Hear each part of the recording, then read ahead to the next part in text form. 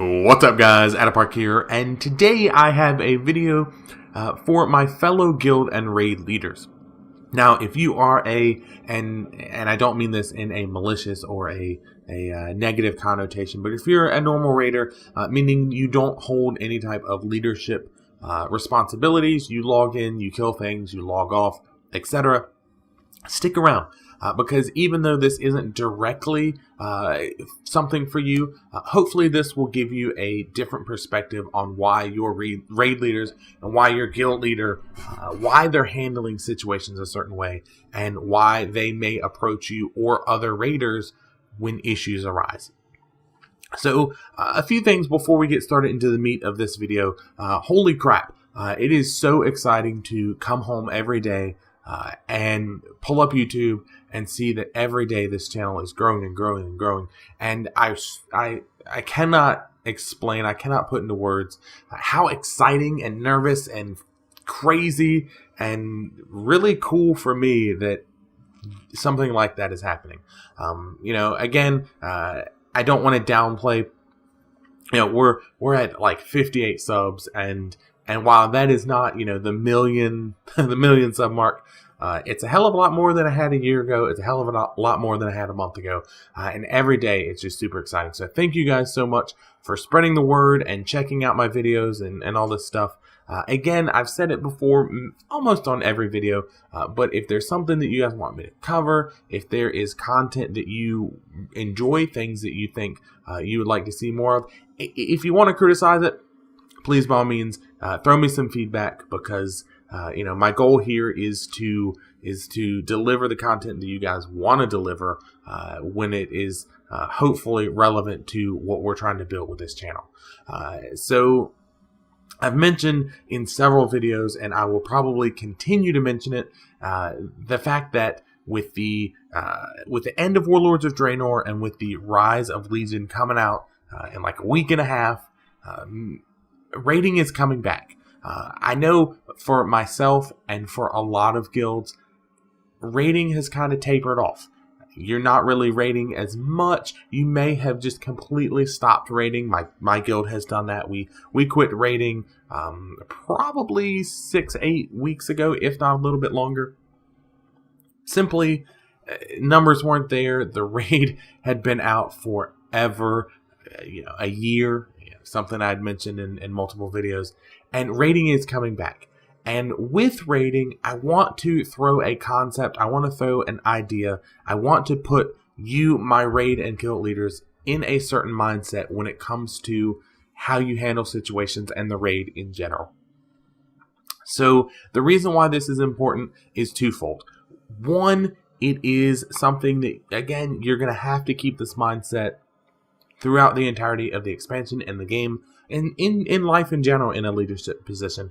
And then this is especially true during the beginning of the expansion. I mentioned in my previous video, I believe, that this is a clean slate for raiding, that right now is a prime opportunity for you, a guild, a raid leader, to adjust things, to make things right, to set things in motion that should have already been fixed. Because right now, once raiding picks up, you're going to set a precedent for how things are going to go for the rest of the expansion.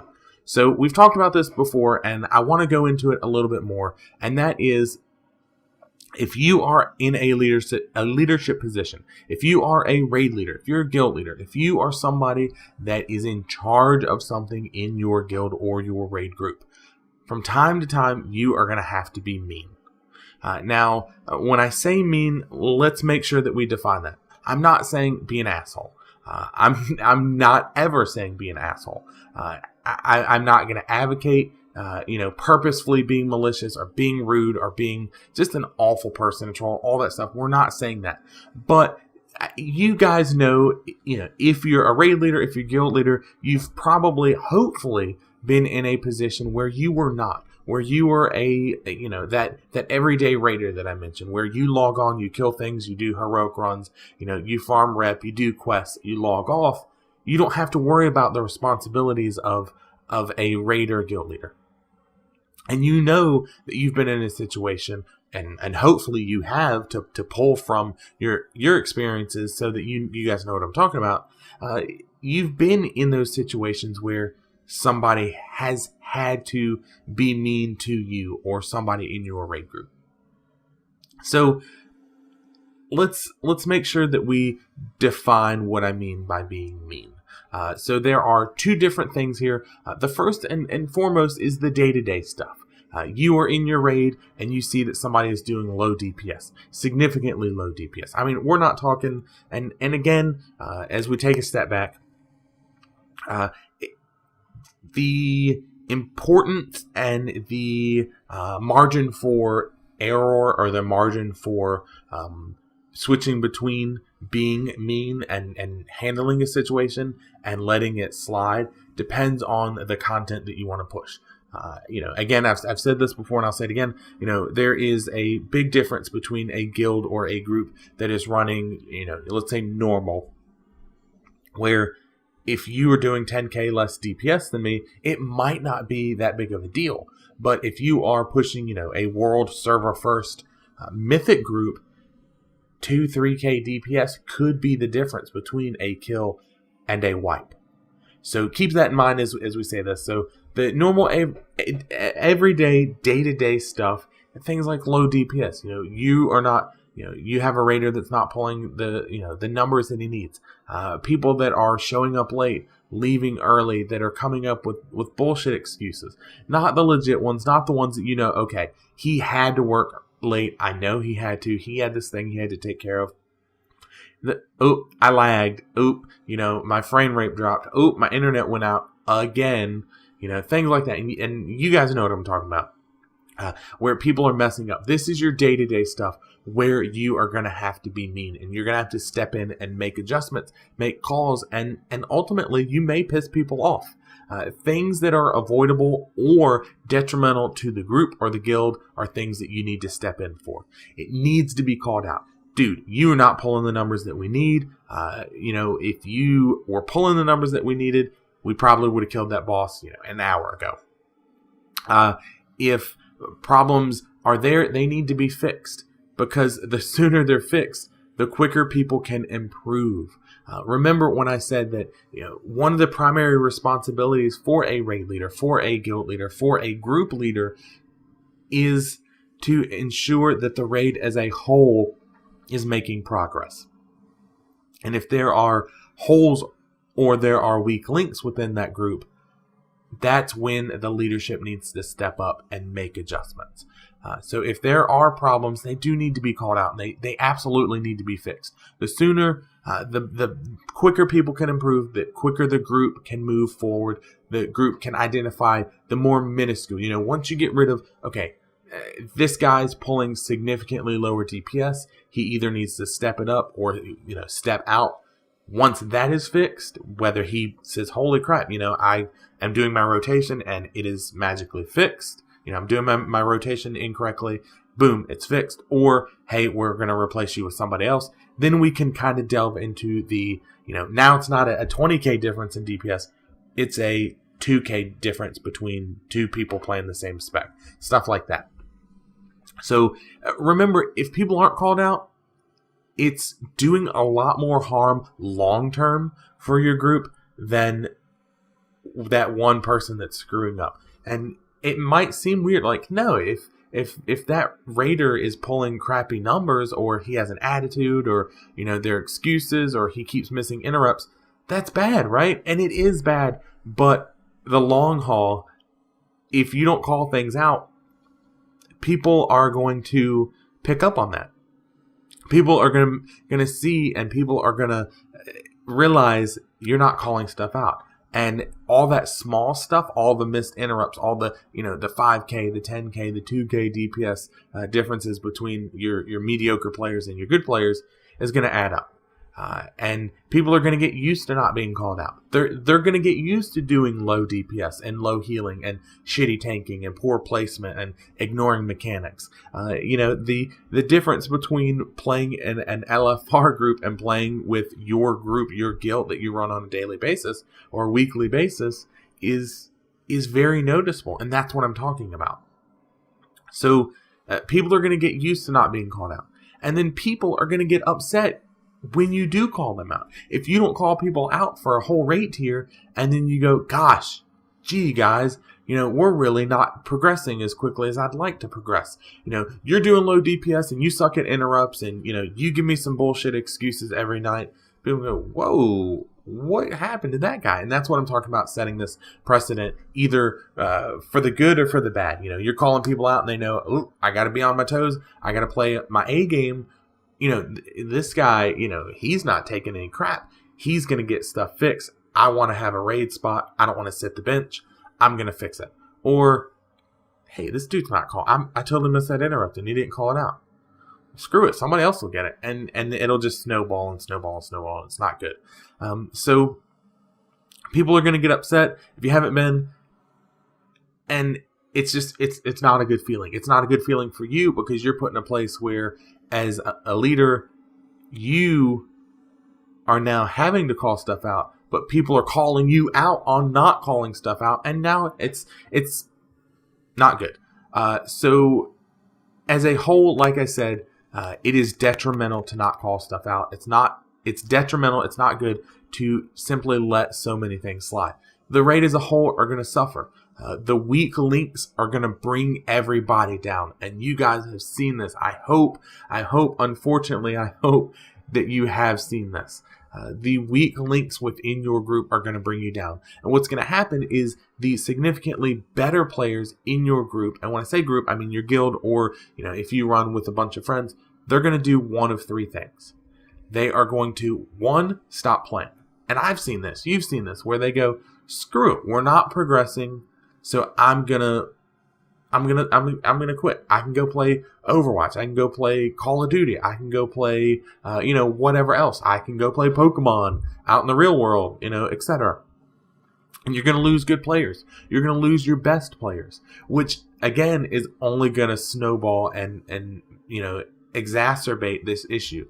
And then you're gonna have to recruit, and you get stuck in this black hole, this loop where your good players are leaving, your bad players are still there, you're recruiting people, but those people are either going to be equal to the bad players that you have, or they may be good players that are returning and need things. And you're put in this situation where you have to run, content that you've already ran, content that nobody wants to run. You have to continue to gear up people. Morale is very quickly going downhill, and you guys can see where you get into this loop, this downward spiral of insanity, where you can't keep players because you suck, because you can't keep players because you suck. People are going to, if they don't stop playing, they may simply leave. They may go to another guild. And the same thing happens. You lose your good players, so you have to recruit, etc. Or, probably the worst of the three, if you let shit slide, if you're not mean, if you're not calling things out, if you're not fixing the day-to-day issues, is that your good players, your best, your elite, your 10%, your top tier players are going to push the weaker ones out.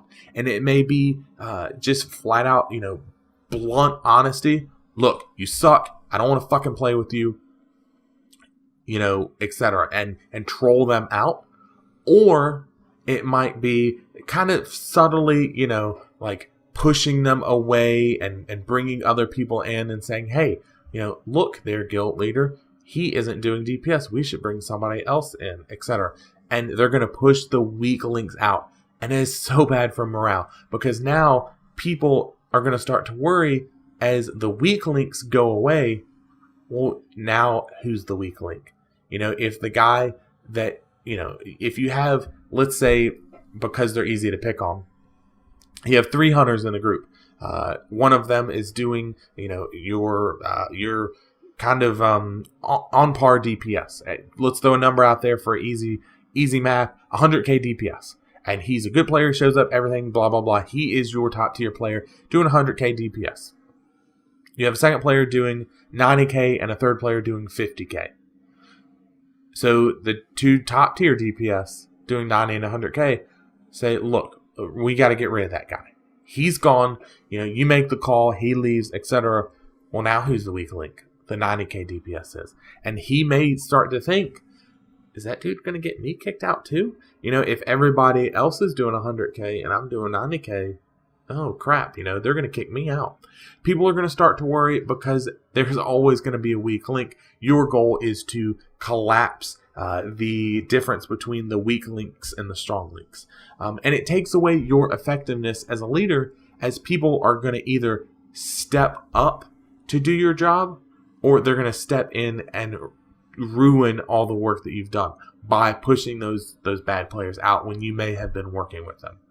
So that is your day-to-day stuff, and it's something where it can very easily, your day-to-day is probably the one that is easiest to slip on because it's a non-stop barrage. You know, I mentioned in one of my creating a guild videos where, can you handle the stress of doing this? Because it's you don't get a break. It's every night this is going to happen, where somebody may miss an interrupt, somebody may do something stupid, and you need to immediately correct the issue. But then we look at the long-term stuff. As much as I hate to say it, and again, you guys have probably witnessed this. If you've played World of Warcraft or really any MMO for any length of time, you've probably seen a situation where a player or a group of players, especially if they are that top tier, that 10%, and they are a group, that clique, they're going to attempt to push the leadership around.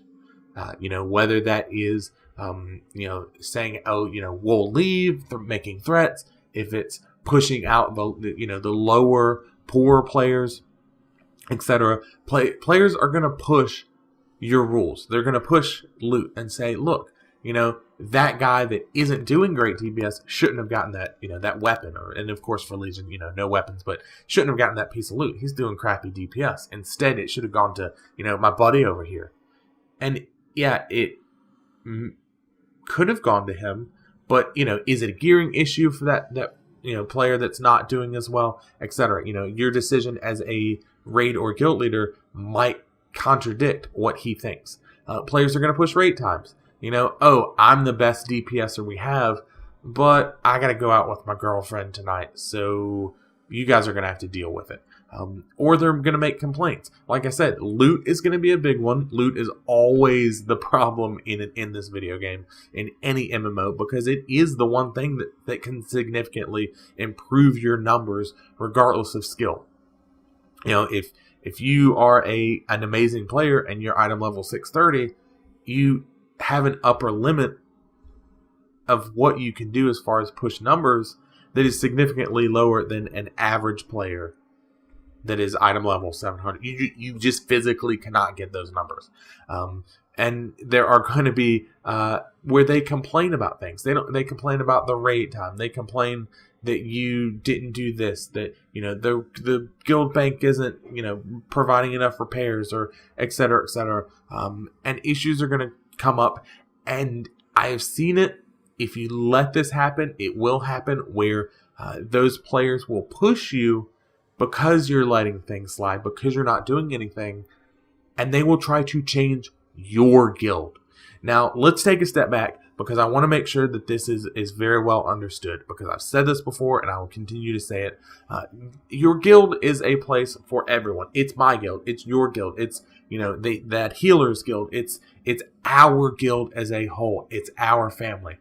But there is an unwritten contract. There's an unwritten agreement between you, the leader, and them, the raider, that you guys, at least at some point, collectively said, here is what the guild wants to do.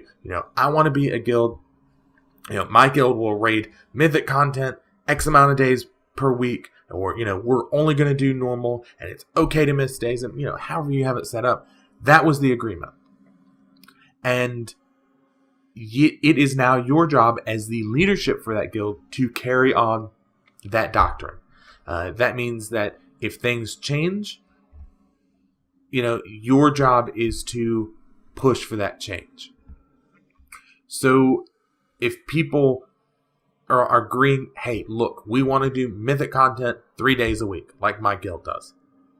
And somebody says, oh, mythics are so hard. I don't want to do them. We should only have two nights a week that we raid. No, the agreement early on in the guild's upbringing and the guild's creation was Mythics 3 days a week. That's what we're going to do. You cannot buckle from that. Do not buckle, because players are going to push you and they're going to go, look, man, can we drop it down to 2 days, and can we change the loot system? And people will continue to bug you. Do not buckle, because again, it's going to challenge and it's going to erode your effectiveness as a leader, because people are going to go, eventually he caved in and he changed the loot structure, and now it's not master looter, but it's some wacky whatever DKP, and now we're only raiding 1 day a week, and we were raiding 4 days a week, and we're not doing mythics anymore, and that's cool. And you have gone so far from what your guild originally, or your group originally agreed upon that you guys were going to do. You're not even the same guild anymore. And it's going to ruin morale as people change things. Because again, and I've said this and I will continue to say it, apparently that's the theme for the night, is repeating things. But people subconsciously pick up on what their leadership is doing. Your players are going to see what you do, and subconsciously they're going to tuck it away somewhere. You guys can see this. If you work a normal 9 to 5 and 8 to 5 job, I bet you can list off, after working in a team for a certain amount of time, a couple of months, the quirks and the issues and the weird things that your boss does. We had there's a guy that used to be my boss who he would, everything he said he would end with, okay, all right, literally everything. And that was one of his things, and people just picked up on it, and we joked about it. And it was hey guys, let's sit down and talk about it. We just started doing it one day. That's what I'm talking about. People will subconsciously pick up on things. And it lets people know that if they push you long enough and hard enough, you'll buckle and you'll fall and you'll cave and you'll give in. And then you're not a leader. Then you are, you are not a leader at all. You are the guy that tells everybody else what the now true guild leadership is doing. You're doing their work. You're doing what they want to do. So overall, if there is a problem within your guild for a day-to-day, missing interrupts, excuses, people not logging in, they need to be called out. Now, we'll get into how to call them out, but it needs to be adjusted. It needs to be fixed. It needs to be done in a respectful and tactful manner, but it needs to be done. Don't let problems stay around. Fix them as quickly as possible to avoid issues. And do not let your players and people push you around. You need to stand fast to what the guild has agreed on. That will prevent a lot of problems. You are the rock for your guild as the leadership, and you will fix issues. That is your job as a leader. One of many. So with all that being said, hopefully you guys like the content. If you do, you guys know the deal. Hit that like button, hit that subscribe button. Both of those things encourage me so much more than you guys understand to continue to make content like this. All the information, Twitter, all that good stuff is in the description box below. And until next time, guys, I'll see ya.